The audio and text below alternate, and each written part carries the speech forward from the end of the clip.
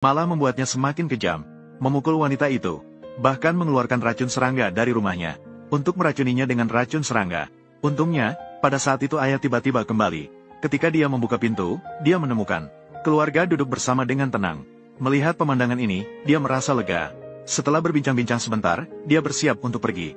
Wanita ingin dia membawanya pergi bersamanya. Ayah yang tidak tahu apa-apa, masih mengira dia terlalu melekat, lalu memberikan beberapa instruksi. Dia pergi tanpa menoleh. Wanita ingin melarikan diri. Tak disangka, dia kembali menjadi korban kekerasan dalam rumah tangga oleh pria, tanpa disadari oleh mantan kekasih pertamanya, sedang mencari keberadaannya. Hingga pada hari itu wanita, saat sedang mencuci pakaian, mantan kekasih pertamanya melalui segala kesulitan, akhirnya menemukannya. King Kuan, itu aku, Yang Lin. Saya kembali. Aku tidak mengenalimu. Aku sudah kembali. Biarkan aku pergi. King Kuan, apa yang salah denganmu? Maaf. Aku tahu kau membenciku.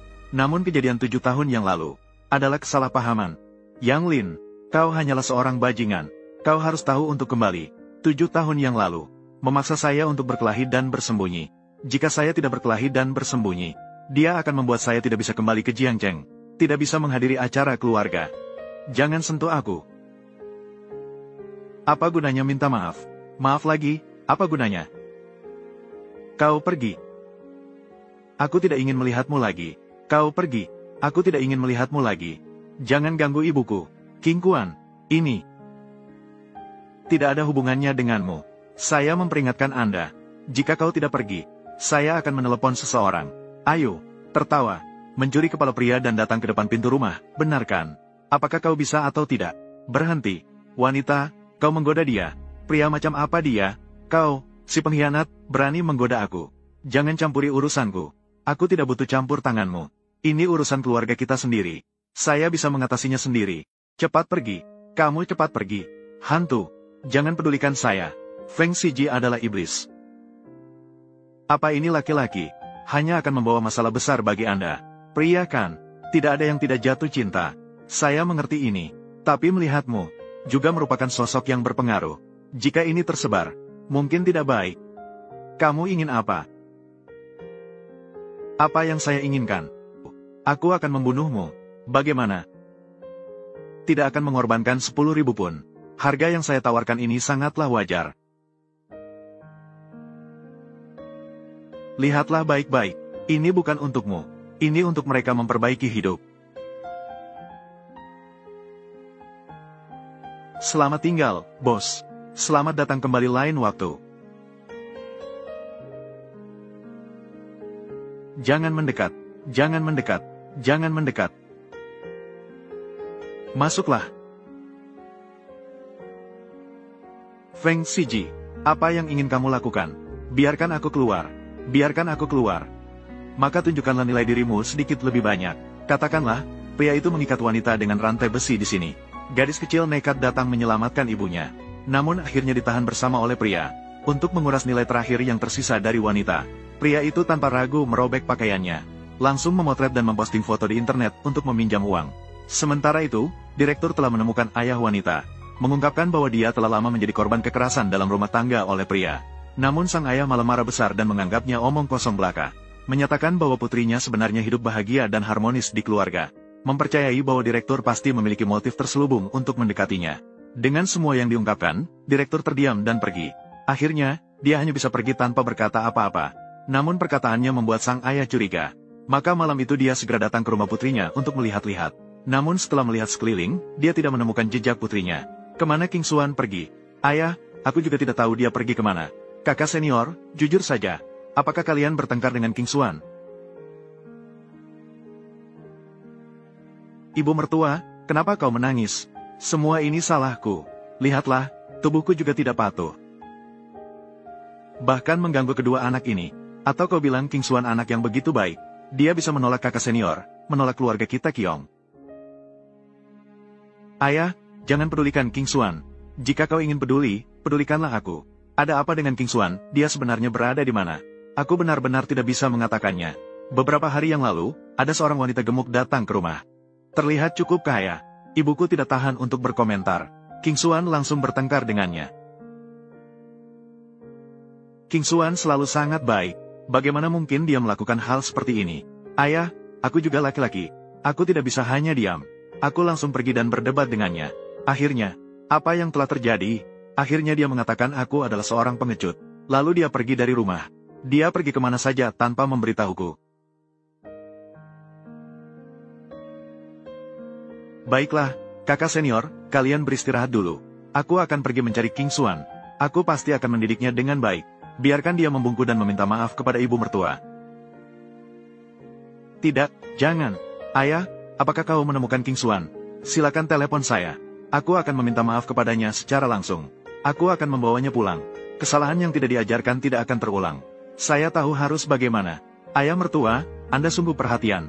Ayah, pelan-pelan. Hal lama ini benar-benar bisa menemukan tempat ini. Tapi anak, untungnya kamu sudah memikirkan kata-katamu sebelumnya. Pertandingan ini baru saja memanas. Kamu sudah jatuh begitu cepat. Sangat membosankan. Kalau begitu, kakak pinjamkan padamu. Tunggu sampai kamu menang kembali. Kemudian kembalikan padaku. Semua ini adalah kesalahanmu sendiri. Kamu bicara. Terlihat cukup cantik. Kenapa kamu menikah dengan orang brengsek seperti Tong Siji? Semakin kamu melihat, semakin tidak tahan. Meskipun memotong tangannya, kamu tetap tidak bisa mengembalikan uang. Kak Qiang memberimu jalan keluar. Asalkan berhasil, hutang kita berdua lunas. Kamu masih bisa mendapatkan sedikit. Kak Qiang, apa pendapatmu? Ayo. Hanya kamu. Metode ini, saya biasanya tidak memberitahu orang lain. Terima kasih, Kak Qiang. Kamu tahu sekarang satu anak laki-laki bernilai berapa uang? Menurutku, kamu dan putrimu sudah terlibat. Kalau tidak, jual anak laki-lakinya. Sialan, tidak tega. Ini bukan masalah tidak tega. Anak haram ini juga akan merugikan. Memang. Harga ini. Saya tahu kamu ini tidak akan tega. Begini, kita berdua, hutang kita lunas. Mengingat hubungan lama kita, aku akan memberikanmu 20 lagi. Benarkah, kamu sebenarnya tidak punya hati? Aku suka padamu. Tapi ingatlah, Kak Qiang, aku akan mencari adik. Jangan repot-repot dengan Tuan Lei. Mengerti? Nanti aku akan mengembalikan orang itu padamu. Kamu tahu harus bagaimana. Kak Qiang, aku jamin tidak akan merepotkanmu. Orang itu rendah. Saya punya cara untuk menyelesaikannya. Begini, pukul 8 malam. Bawa orang itu ke rumah sakit Heping. Sudah pergi, Kak Qiang. Selamat jalan, King Sui. Kejadian hari ini salahku. Jangan terlalu mempermasalahkannya. Apa yang terjadi? Baiklah, berikan kelinci itu padaku. Mau apa? Kelinci sekarang keracunan. Dia baru berusia 6 tahun. Kalau berani mengambil ide kelinci, aku tidak akan membiarkanmu pergi meskipun aku hantu. Jangan malu-malu. Apakah aku pernah bilang akan melakukan sesuatu padanya? Aku akan membawanya ke rumah sakit untuk berobat. Tidak ingin membiarkan duo-duo berobat. Bukan, anak. Bagaimana bisa kau membawa botol obat dari pencuri? Untuk apa berobat? Kamu mau pergi kemana? Kalau tidak mau berobat, lupakan saja. Kami akan mengobati. Kamu tinggal di rumah dan jaga ibuku dengan baik. Dokter di rumah sakit sana sudah dihubungi. Tunggu sampai duo-duo sembuh. Saya akan mengirimnya kembali. Tenang saja. Apa yang sangat kamu khawatirkan? Ketua Dewan Direksi menemukan ini. Ini, Ketua Dewan Direksi. Feng Siji meminta Chu untuk mengambil foto ini. Digunakan untuk pinjaman. Keparat ini, bahkan memaksa King Xuan untuk mengambil foto ini. Sungguh seperti binatang. Saya sudah tahu, Ketua, ada masalah besar. Feng Siji menjual duo-duo yang sakit parah kepada bos setempat, Gayazi. Binatang ini tidak punya hati nurani. Aku bahkan tidak akan membiarkanmu lepas jika aku harus menjadi hantu. Sudah dibawa ke rumah sakit Heping di bawah grup. Beritahu rumah sakit. Jika terjadi sesuatu pada duo-duo, mereka akan mendapat balasan. Bertindak. Duo-duo, apa yang sebenarnya terjadi pada putri saya? Saya belum selesai bicara. Dia dalam keadaan koma saat keluar. Dilihat dari laporan pemeriksaan, dia menderita miokarditis parah. Miokarditis, Ketua, yang penting sekarang adalah menyembuhkan duo-duo terlebih dahulu. Cari dokter terbaik untuk duo-duo. Menyembuhkan duo-duo. Biarkan mereka mengurus surat-surat resmi. Ungkap semua rahasia.